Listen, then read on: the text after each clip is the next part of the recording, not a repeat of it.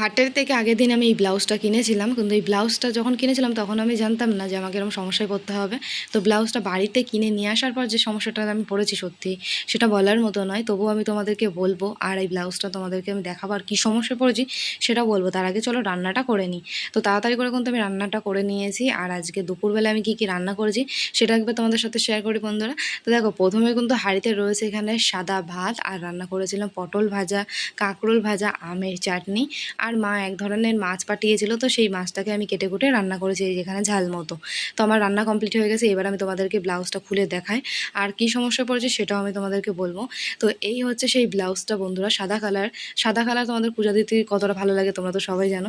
সাদা কালার আমার ভীষণই ভালো লাগে। আর ব্লাউজটার কাজটা দেখো তোমরা একবার কতটা সুন্দর। তো এই ব্লাউজটার দাম কত নিয়েছে একবার তোমাদের বলি।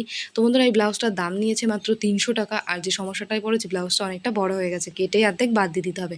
যাই হোক, কেমন লাগলো অবশ্যই কমেন্টে জানিও।